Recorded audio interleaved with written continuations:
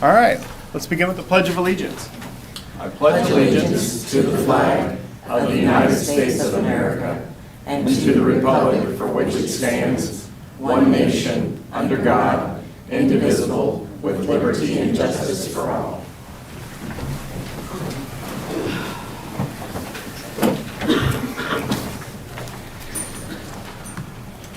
All right. Good morning, everyone. Today is April 11th. Welcome to the Shawnee County Board of County Commissioners. My name is Aaron Mays, serving as chair this year. I represent District 3. On my left is Commissioner Bill Rippon, representing District 1, and on my right is Commissioner Kevin Cook, representing District 2. We've got one thing I'm going to change real quick. I'd like to move item B1 to be our first item of business today. So, Madam Clerk.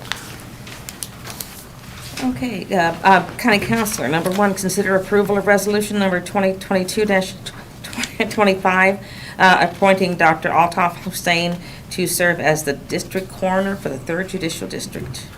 Good morning, Commissioners. Jim Krause, Shawnee County Councilor. Before you is a draft resolution that's required by state statute whenever we are appointing a county coroner. This draft resolution would appoint Dr. Hussein to complete the term that's already been set for our previous coroner, Dr. Ralston, who is retiring. Dr. Hussein is here. That term would run from today until January 13th, 2024. I'll be happy to answer any questions you might have and introduce Dr. Hussein if he has any comments. Dr. Hussein, would you like to say anything? Good morning. My name is Dr. Altaf Hussein. I came here in Topeka 2007. At that time, I was just a forensic pathologist here in Topeka. Then we moved to Kansas City. In this building, I come every month for the court testimony, 2nd floor and 3rd floor. So I'm very familiar with this building. I'm very familiar with the Topeka. At that time, Sharon was my secretary, and she knows me very well. I know very well. Topeka is not a new place for me. I will do my best to serve as a coroner for the Shawnee County. Thank you. Great. I appreciate that. Thank you. With that, I would make a motion that we approve Dr. Hussein as the coroner. I'll second. That motion's been made by Commissioner Mays, seconded by Commissioner Rippon. Those in favor say aye. Opposed? Motion passes 3-0. Thank you, Commissioner. Thank you. Thank you for being here, Doctor. Thank you, Sharon. Next item, please. Item 2 under unfinished business, that will be, we will address that at the planning department at item F, is that correct? Is that how we're going to do that? Or did you want to do it? I think, It's unfinished business, so it would be... I would say we do it You want to do first. it first? Okay. Yeah, let's go ahead and do it. I know there's members of the public wishing to speak today too, so we'll let everybody get back to their day as Okay. quickly as possible. So let's do that. Then deferred from March 14th, 2022, consider approval of resolution number 2022-20, a conditional use permit to allow a wireless telecommunication tower at 6540 Southwest 21st Street on a 3.97 acre property zoned RR1 residential reserve in Mission Township. As was mentioned, this was deferred from our March 14th meeting. No action was taken at that time except to delay this. So Randy, is there any information that would need to be added by staff? No, there's not. I brought the presentation back for your consideration. If there's any piece of the information, the plans, the state law, the conditions of approval that we're recommending are all in this presentation if you want to go back to anything. But we received nothing new from the applicant. He did turn in a drainage plan, but that's nothing that this body needs to see. It's, with the CUP, that's not a condition. I mean, that's not a factor. So I'd be happy to answer any questions or go through anything you would care to go through again. Okay. Any questions for Randy? I don't have any questions for Randy. No. No questions? Okay. Thank you. So at this time, I'll go ahead and ask the proponents from AT&T if there's any items they'd wish to discuss.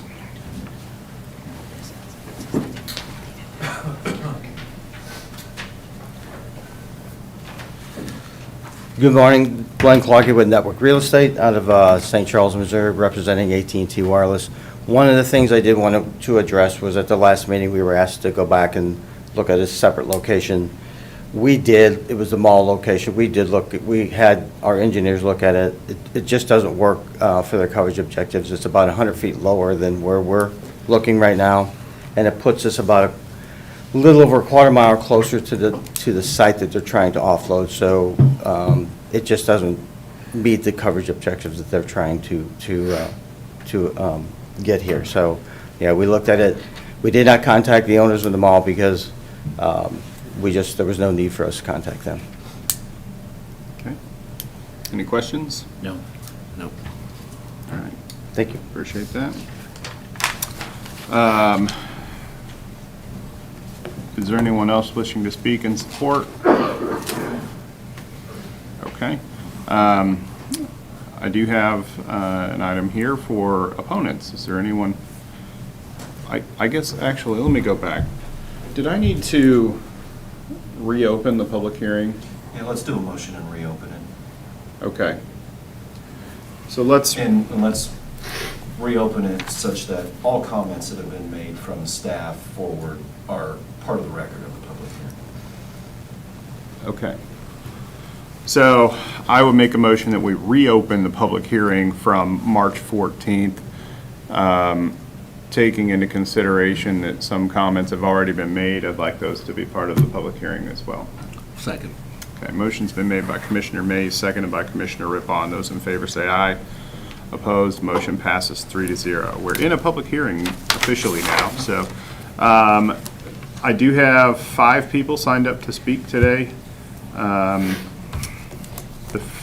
It looks like Henry was jumping out of his chair, so I would say we'll do Henry McClure first. Wouldn't be the first time, right? Good morning, Commissioners. Henry McClure. I'm here as a commercial real estate broker, and I'm currently working with Mike Cohen, who just purchased Westridge Mall. Mike is quite the character.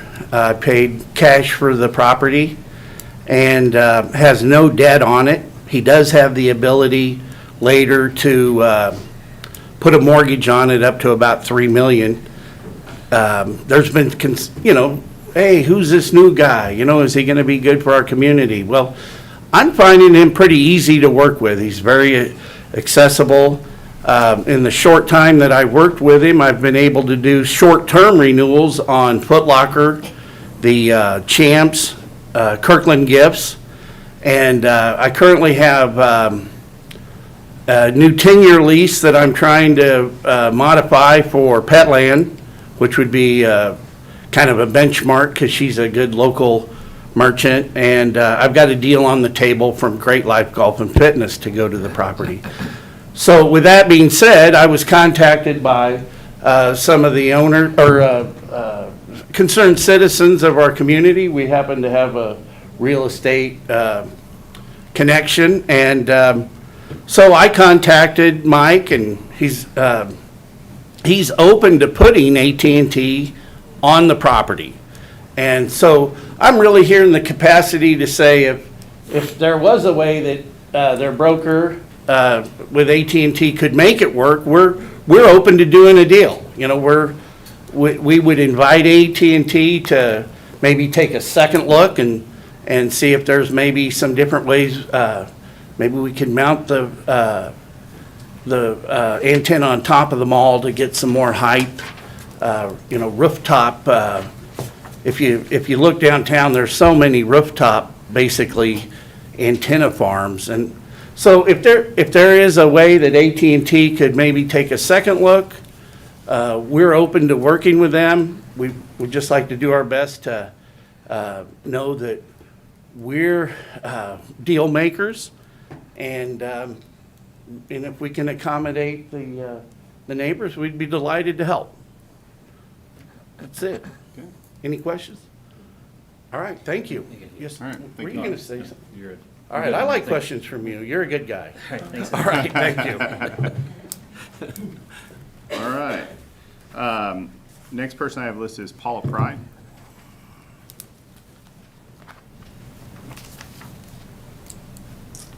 Good morning. Good morning. I would really like for you to consider, if nothing else, giving it another extension so that this can be properly looked at.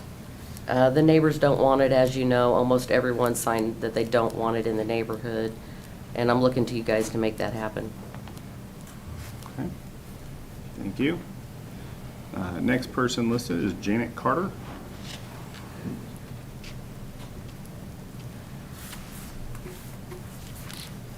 Hi, I'm Janet Carter. I'm here pretty much to reiterate what's already been said. The neighbors don't want it. They've signed a petition. It's an older neighborhood, older people. They went out and got their statements notarized, which was really hard for some of them, but they did it just to show how much they do not want this tower in the neighborhood. And I think Mr. McClure has a great idea when it can be on the rooftop. If AT&T is saying that we're 100 feet short, maybe by being on a rooftop, maybe there's some things that can be done. And I hope you'll consider that. Thank you. And the last person signed up is Mary Dodson.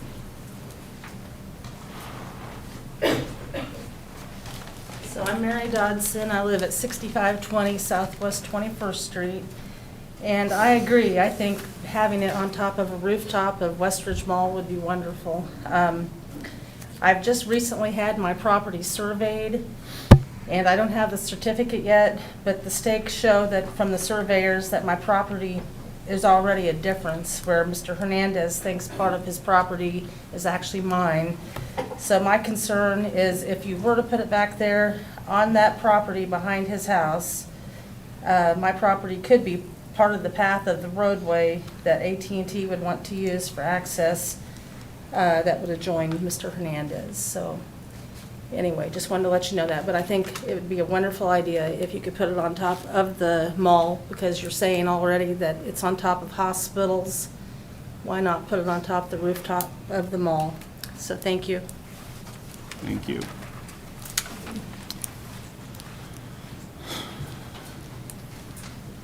Okay, is there anyone else wishing to speak today? Okay. Is there any rebuttal from the proponent, from the applicant? I see you had another one of your AT&T representatives come in, but... Let me address a couple of the questions, I think. Sure, please.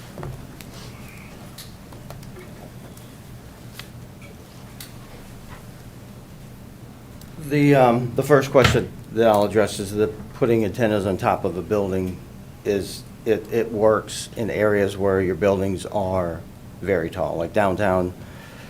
In cities downtown, we put antennas on top of buildings all the time. This particular location is, the mall is probably, I'm gonna guess, the tallest building there is about 40 feet tall. So, and where we're at, what I was talking about as far as the ground elevation where our proposed tower is right now, where we want to put this tower, is 100 feet higher than the ground elevation that the mall currently is. So we're starting out 100 feet lower, and to put it on a 40-foot building, we're still about, we're going to be another 120 feet too low. So the coverage just won't be there. It just won't work. And as far as the survey, there was some discussion on that. We have a signed and sealed survey from a Kansas surveyor showing that the property we're on is the Hernandez property. We will relook at that. If it does cross over into another parcel, I think the access road is what's in question here. We'll move it over. I will have them look at it. I did have them look at it at the last meeting. I was assured it was 100% on the property that we're building the tower. I will have them look at it again. So, if that's a problem, that road can be moved over with no problem at all. Thank you. Mr. Chairman, Yes. just Sure. two questions. You talked about the height of the building, Westridge Mall, and wanting to have buildings that would be taller in height. I understand that there's some discussions currently underway with the Stormont Vale Event Center, otherwise known as the Expo Center here in Topeka.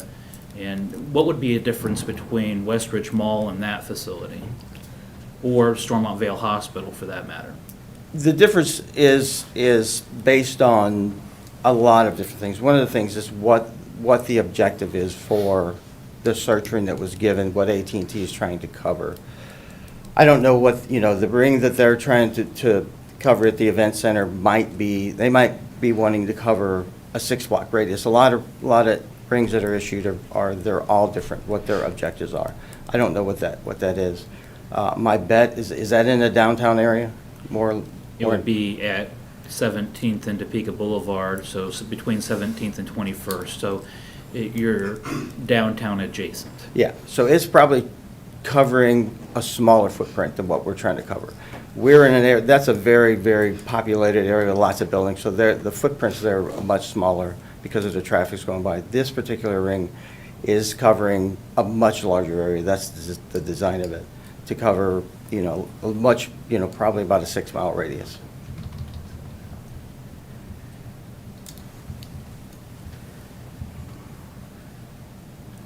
Yeah, I mean, if you don't look at the coverage plots, that it pretty much shows the coverage objective of what this particular location is.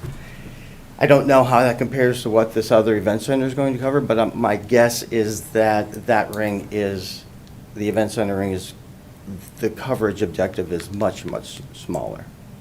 But so this particular tower is going to cover about a 6-mile radius, meaning about 3 miles in each direction. Okay. The secondary question was, in looking at this site, I understand that there were a couple of other sites that you were looking at as well. One being closer to the Menards location, where a church is located. Correct. What differentiates this location from that? Is it just the height and topography? Is it the access to the site?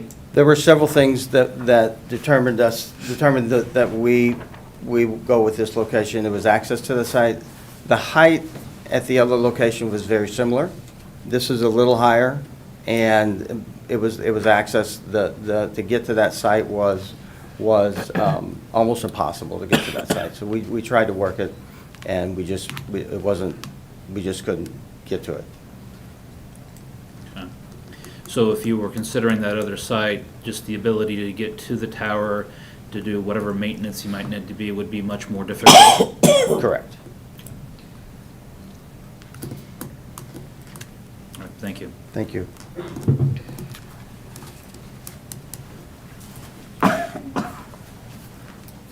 Any other questions? Randy, I have a question. That other site we were talking about by Menards, how will anybody ever access that site if there's no access to it at this point? The premise of that site working, and we tried to coordinate with the city of Topeka. To make that work, you would have to extend Kings Row. There's legal issues between what the city believes Menards. When Menards went in, as I understand the factors, when Menards went in, they were required to pave or pay for the construction of Kings Row from 17th The 21st. down to the end of their property, you know, or at least the half right of way of it. To get it all the way down to where this site is, someone else would have to build the remainder of where that roadway would end out to 21st Street. So it doesn't really show that on this, doesn't have that kind of detail on this map, but we didn't have partners who were willing to join in with the extension of the road right away. The church in question thought they were going to be doing the right of way. They couldn't afford to do the right of way. Menards just refused to do anything about it. So there was a plat in the works that would have established that right of way through there, and then someone would have had to pave the road. That would be the church and Menards, and didn't have anybody wanting to put that bill. But that site is literally within 300-400 feet from where this location is now. So I mean, they really are very close. No other questions? I have no additional questions for Mr. Anderson. Okay. Let's take a moment to disclose any ex parte communications. I've received a few emails I've not really been in discussions with anybody on any of this. I've had a number of emails as well. I had one letter from a assisted living and memory care center that were opposed to being at the mall. So I got that. And then I had one conversation. I bumped into Henry McClure at a ribbon cutting, and he asked about the tower, and so that was it. I've only had an email from some of the opponents indicating there was conversations with individuals at the mall, so. Okay. So,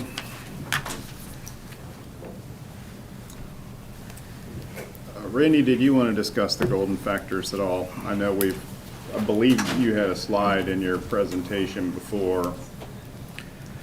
Well, these are the golden factors.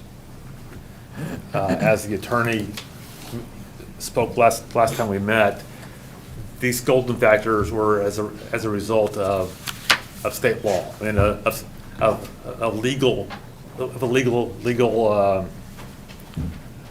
finding by the court. These are the factors that you have to consider when considering any kind of a CUP or a rezoning application, and they're pretty self-evident.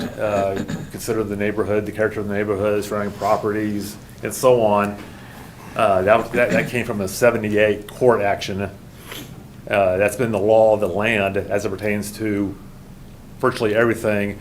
But in the case of a telecommunication tower, the state in 2017, I believe it was, passed the current statutes that basically, I don't want to say trump, but there's different criteria that you have to take into consideration that, I guess, supersede some of the considerations here. You spoke last time about public health, safety, and welfare as it's being one of the golden factors. The state law says that you cannot, you can't look at perceived health issues or risks. That's taboo.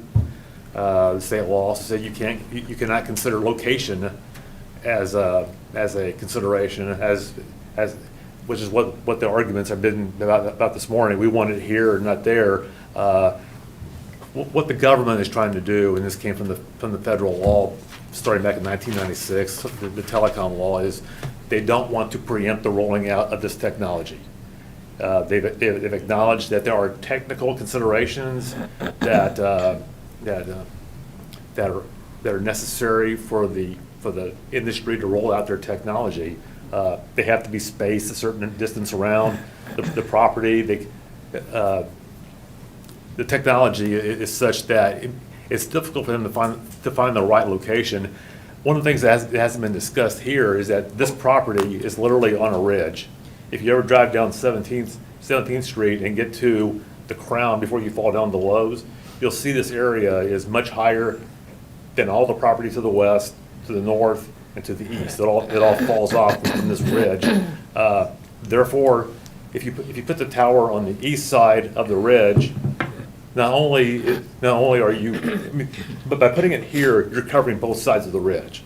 The thing that I was hoping the applicant would address is right now. This is, I'll use this thing. This thing's not working. Here we go. This is the current condition.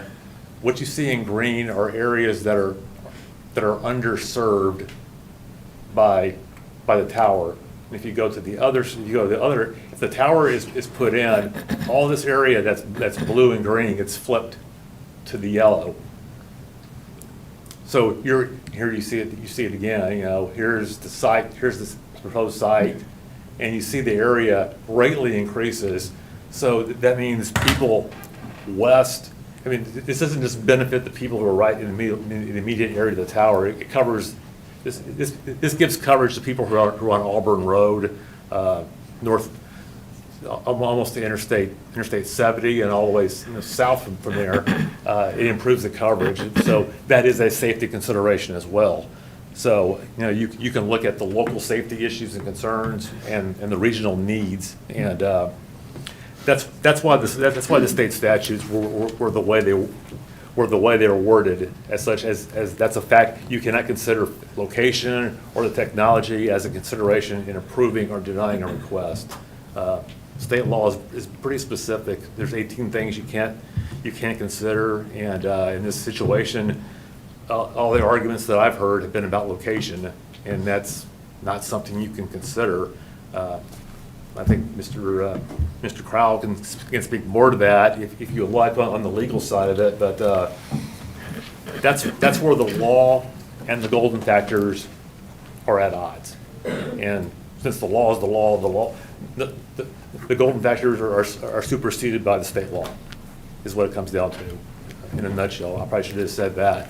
But I wanted you to understand that the two are in odds, and that's where the staff recommendation is worded the way it is, because we can't ignore the law. So, if you answer any other question. I have nothing. No questions. All right.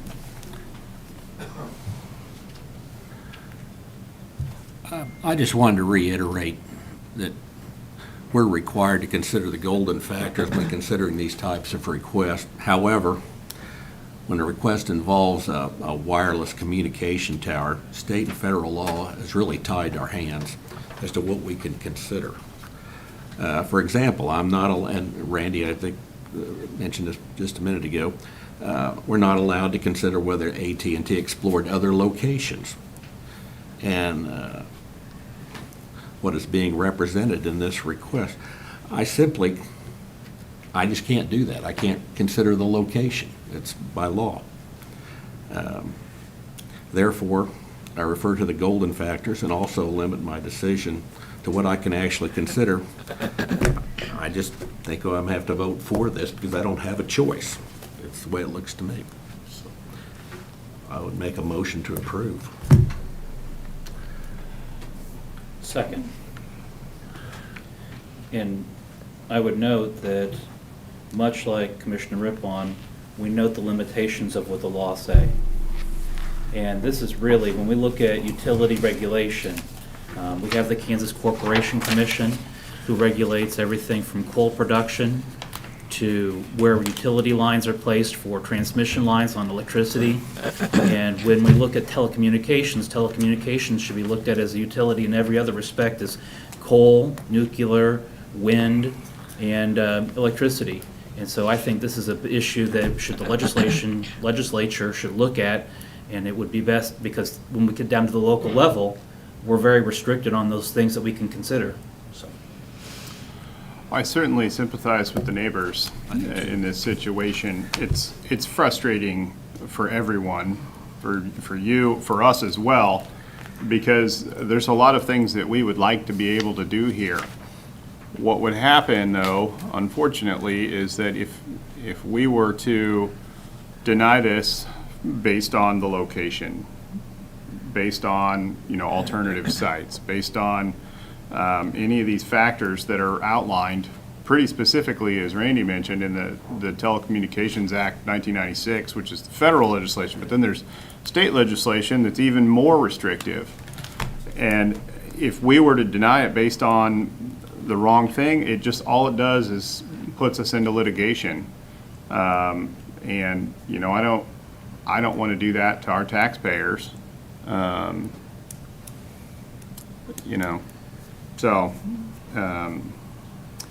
We do have a motion that's been made by Commissioner Rippon, a second by Commissioner Cook.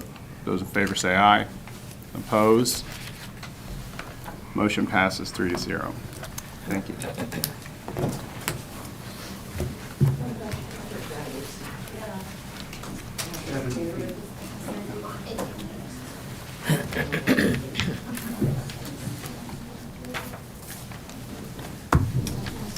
All right, next item, please. Item 3, consent agenda. We have 5 items on the consent agenda today. I would move for approval. Second. Motion's been made by Commissioner Mays, seconded by Commissioner Rippon. Those in favor say aye. Opposed? Motion passes 3-0. Next item, please. Item 4, new business, A, County Clerk, number 1, consider all voucher payments. Okay, under building and maintenance, Meridian Roofing Solutions, $27,221.40. It's for roof replacement on weed department building. Under federal grant, paid with Shutter Venue Funds, D-Backer, Inc., $3,663 is for compressor for Helen Hawker Theater. Under general expenses, Smith Detection, Inc., $11,116 is for the maintenance of metal detection equipment at the courthouse. Under Register of Deeds, Kansas State Treasurer, electronic transfer of $26,379 is for a quarterly Heritage Trust fees. Under Westridge Memorial Gardens, Modern Masonry LLC, totaling $21,850 is for the repairs to monument and entry wall. Total vouchers as of April 8, 2022 is $1,926,075.40. If there are no questions or comments, I would move for approval. Second. Okay, motion's been made by Commissioner Rippon, seconded by Commissioner Cook. Those in favor say aye. Opposed, motion passes 3-0. Next item, please. Item A2, consider correction orders. I move for approval of correction orders. Second. Motion's been made by Commissioner Mays, seconded by Commissioner Cook. Those in favor say aye. Opposed, motion passes 3-0. Next item, please. Item B has been addressed. Item C, Extension Office, number 1, quarterly extension report. Morning, Candace. Good morning. I did not make the packet, sorry. Thank you. Cindy, you have one. I do, yes. Good morning, Commissioners. Candace Mearpool, Director of Shawnee County Extension Office. Last week, our agents finished their quarterly reporting for K-State, and so I thought that would be a great time to come and give you an update of what's been happening at the Extension Office. I've made a one-page top hits for all of you, but just know that was narrowed down from pages of programs and success stories that have been happening since January 1st. A full picture of what we do cannot be told just in numbers, but we did have some good numbers for our first quarter, as we had 4,285 direct educational contacts. Those are people that were helped with research-based information or programs by our staff or trained volunteers like Extension Master Gardeners. And that is one program that's getting ready to take off, as our volunteer response line opened April 1st. So we are ready for all your lawn and garden questions. Some of our residents have already gotten a head start on that, as in the first quarter, we took in 89 soil samples from lawn and gardens and 60 soil samples from crop and brome fields in Shawnee County.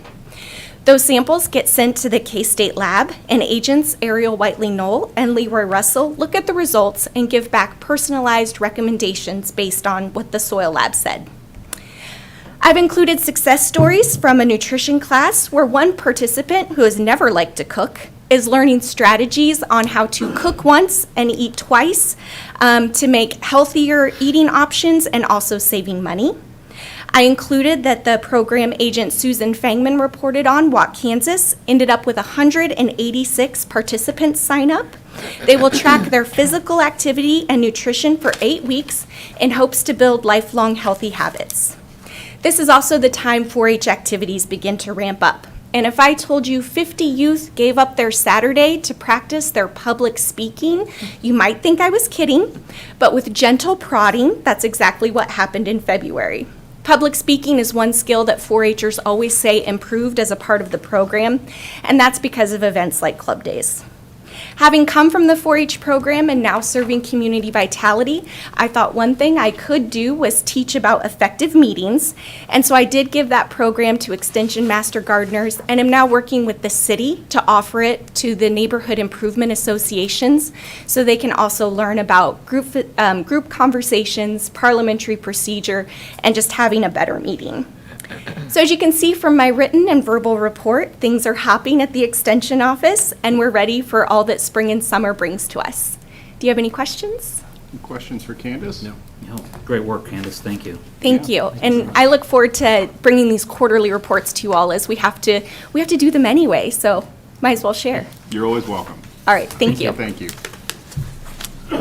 Next item, please. Item D, Information Technology. Number 1, consider approval of request to purchase 76 Microsoft Surface laptops through CDWG and Microsoft Office licensing and Windows Server CALs through SHI using the state of Kansas contract pricing at a cost of $170,325.12 to be funded using the ARPA funds. Good morning, Commissioners. Mark Price, Shawnee County Information Technology. This is just a request to fulfill purchases that are going to be made for work at home. Earlier, I think, actually, was it late last year?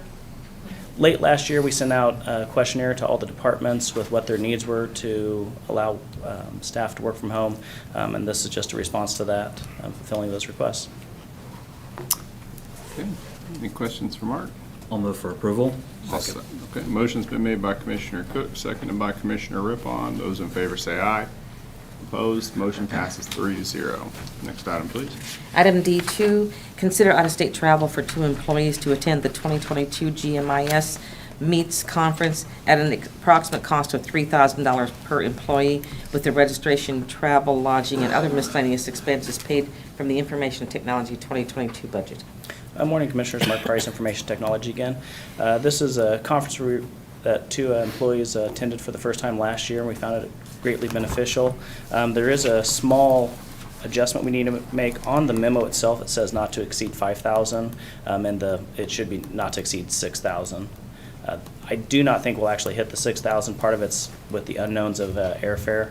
I wanted to have a little extra room just in case prices happen to go up. But other than that, I can answer any questions. Any questions? I'll move for approval.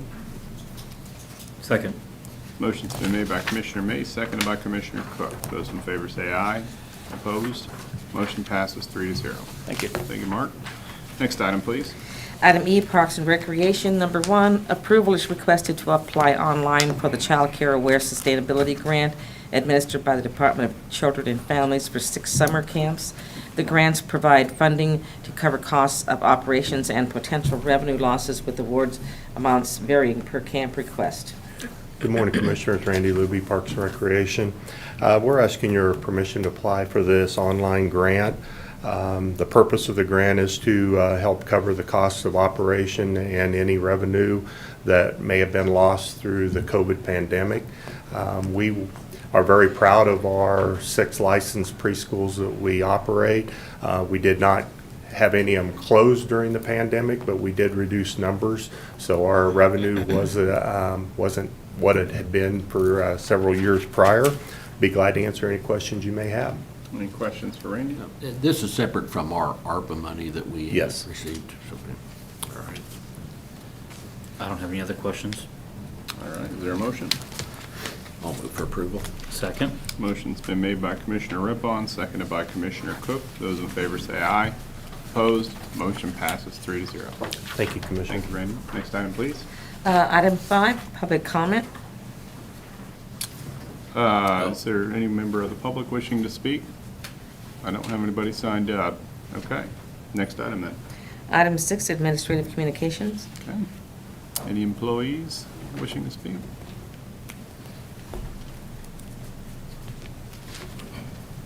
Good morning, Commissioners. Jake Fisher, Shawnee County Elections Office. Just wanted to remind everybody who is a resident of 437 that you have until tomorrow at noon to get your ballot turned in for the school bond election. At this point, if you have not turned it in, do not mail it, drop it off to our office. The deadline is tomorrow at noon. If you drop it in the mail today, it will not make it on time. So it can be dropped at our office at 3420 Southwest Van Buren. Deadline is noon. Okay, thank you, Jake. Next up.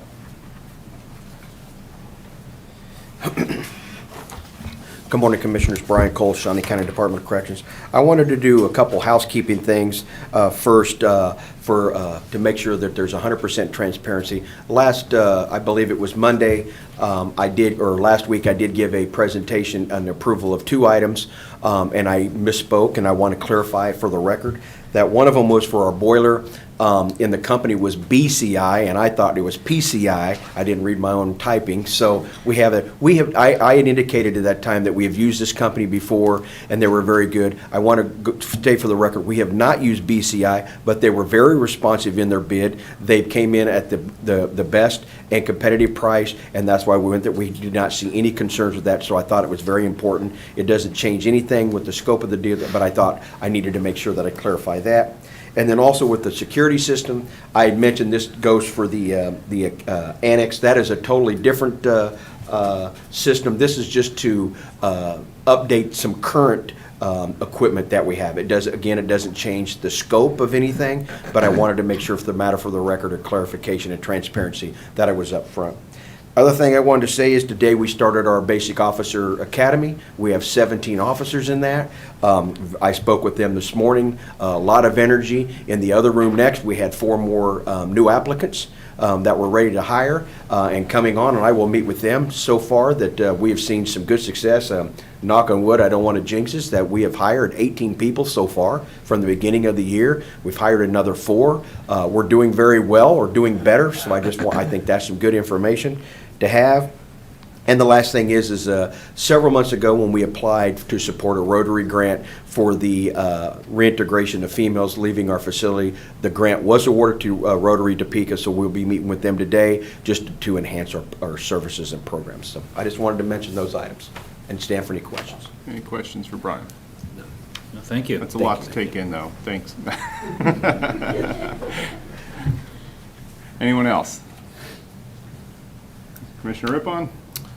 Yes, well, I got to volunteer at Old Prairie Town for Tulips at Twilight a couple nights. It was great. We had very good crowds. It was well attended and good show. So if you get a chance, run out and see that.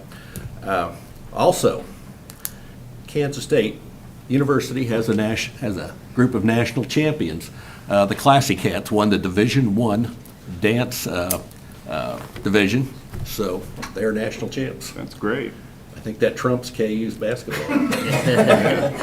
I think so too. Very good. We should. Do you know when? So the it is parade, written. Do you know when the parade's going to happen? Well, they'll probably have one in Manhattan. Okay. They'll probably. All right, Commissioner Cook. Just please be aware of the weather. Make sure you make proper arrangements. This is the time for severe weather, and I think we're due for some later this week. Yeah. For me, a reminder, we will not be having a meeting on Monday, the 18th, as that is going to be our Board of County Canvassers. I will not be present at this Thursday's meeting, as I'll be out of town.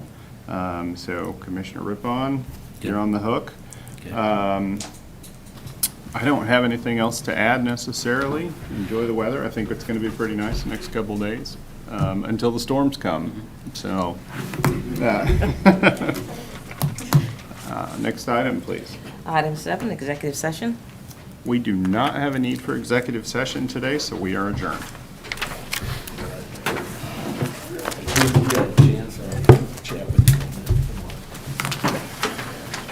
Do I have anything to say?